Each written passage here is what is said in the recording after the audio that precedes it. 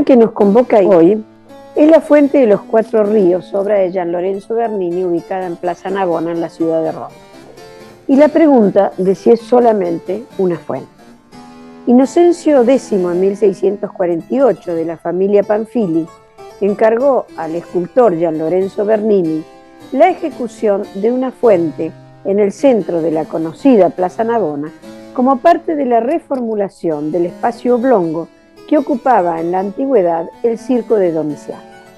Inocencio X, que había subido al solio pontificio en 1644, había comenzado la remodelación de su palacio familiar que se encontraba en este entorno, con el objeto de ponerlo en consonancia con su nueva posición.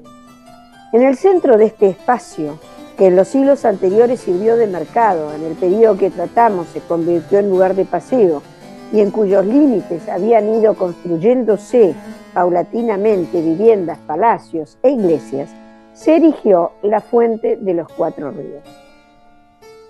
Los dos biógrafos más importantes de Gian Lorenzo Bernini, Filippo Baldinucci y su hijo Domenico Bernini, en las narraciones que realizan sobre los distintos aspectos de la vida de Gian Lorenzo, dejan traslucir una impronta teatral y escenográfica, con actitudes grandilocuentes y altamente expresivas, que evocan a las que tenía el mismo artista a la hora de enfrentar tanto a los comitentes como al público.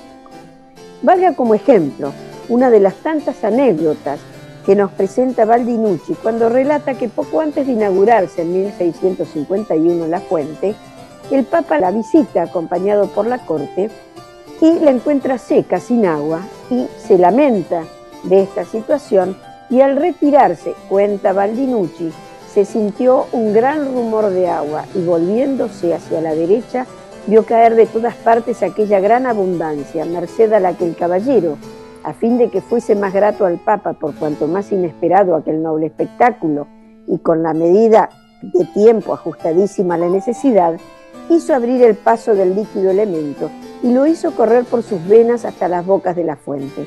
Conmovido súbitamente el Papa prorrumpió: Bernini, vos al darnos esta imprevista alegría nos has acrecentado en 10 años la vida.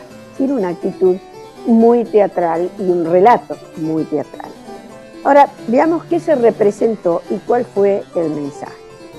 Siguiendo la costumbre que ya existía en Roma de ubicar obeliscos dispersos en la ciudad, obeliscos antiguos, para establecer puntos focales en la red urbana de la ciudad, Inocencio decidió erigir en medio de la Plaza Navona el obelisco que se encontraba tumbado y partido en varias secciones en el circo de Magencio, empresa para lo cual contó con el asesoramiento del jesuita alemán Athanasius Kircher, científico y erudito. Aquí vemos en el grabado de la derecha esta situación. Frente al estado en que se encontraba el obelisco, Bernini debió solucionar el anclaje de las distintas partes y la reposición de algunas faltantes a partir de nuevos bloques de granito. Con Gian Lorenzo, la tipología de la fuente completó la renovación iniciada en el siglo XVI por los escultores al hacer que el soporte arquitectónico quedara subsumido a la escultura, que pasó a ser el elemento fundamental del conjunto. El basamento rocoso, realizado in situ por Giovanni Maria Fracchi y sus artesanos en travertino y perforado en sus ejes longitudinal y transversal, evidencia el alarde de destreza que significó darle al obelisco una base de rocas perforadas, provocando a nivel perceptivo una contradicción entre el peso del obelisco y la aparente fragilidad o falta de fortaleza del soporte.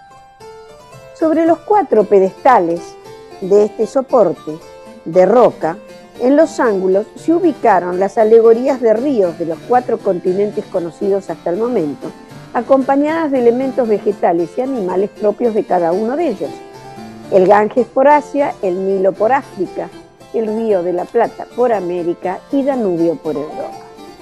A ello se sumó la importancia que, como vimos, Bernini le otorgaba al agua, en este caso alimentada por el desvío del Aqua Vergine y considerada como un elemento plástico más, formando volúmenes virtuales de diferentes formas y texturas visuales. En el ángulo sudeste, el Ganges, que al igual que otros ríos sigue la tipología de los dioses fluviales de la antigüedad, como puede verse en la imagen a la izquierda abajo, sostiene un remo aludiendo al gran caudal de su curso y nos refiere a Asia. La historiadora Mary Christian analizó la razón de la presencia de cada uno de los ríos en la fuente y en el caso del Ganges concluyó que su elección se debió a que era la arteria de mayor penetración de la misión católica en el continente asiático. El Ganges está acompañado por la figura del dragón, hoy muy deteriorado por la acción del agua sobre el travertino, y nos preguntamos por qué pensar en ubicar este ser mitológico en la fuente. Y quizás la respuesta la encontremos en los textos de Plinio el Viejo, San Jerónimo y San Isidoro, cuando mencionan a la región del Ganges como el lugar de morada de los dragones. En cuanto al Nilo, en el soporte noreste, que representa África, es una deidad ya establecida en Roma, que la vemos en diversas fuentes junto al Tíber. En este caso aparece con su cabeza cubierta, pues en ese momento se desconocían sus fuentes, no se sabía dónde nacía el río. Como elementos distintivos del continente, el escultor incluyó la palmera y el león africano, conocidos ya en Roma desde larga data. Ahora bien, en el ángulo noroeste de la fuente se representó al Río de la Plata, al rico continente americano, como un hombre de rasgos negroides y a su lado monedas de oro. Según Christian, su elección se debió a haber servido de vía de acceso a la orden jesuítica a su llegada al Nuevo Mundo. Plantas y serpientes propias de América lo acompañan y como animal emblemático, Bernini representó al armadillo o tatú, como lo mencionan algunas de las fuentes. Uno de cuyos ejemplares se encontraba embalsamado en la colección de Athanasius Kircher, que junto con otros conjuntos, en 1651, pasan a formar el Museo Kircheriano. Nos queda hablar del Danubio.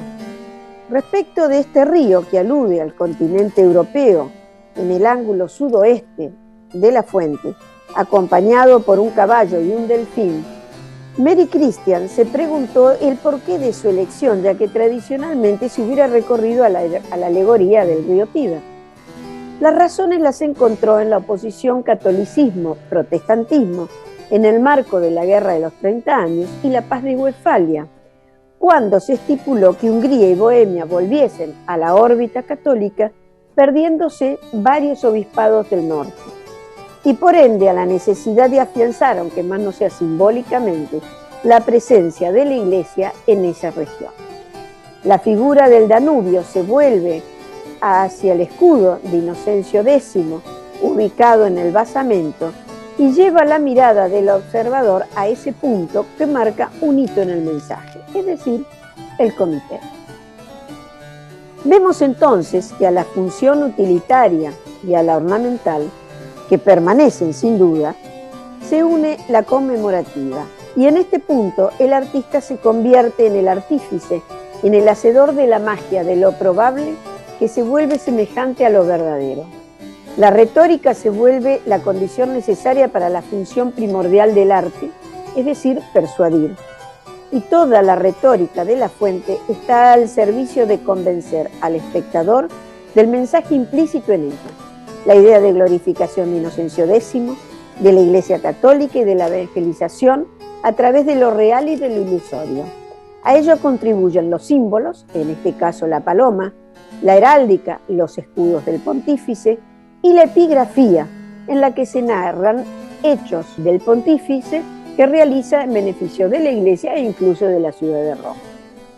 Ahora bien, Gian Lorenzo Bernini, hombre polifacético, arquitecto, pintor, escultor, dedicado también al teatro y gran realizador de aparatos escénicos y complicadas tramoyas, concibió la fuente como un evento más, aunando dos conceptos, monumento y espectáculo.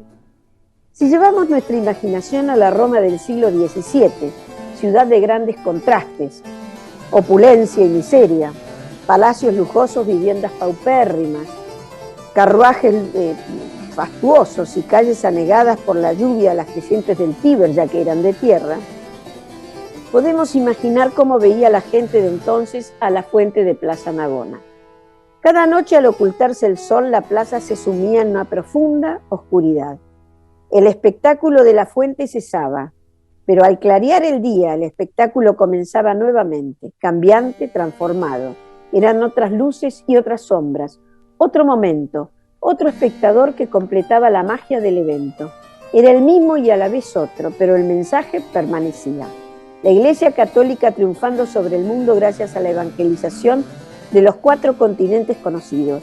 Y este hecho se plasmaba en la obra gracias a la acción de una persona y una familia.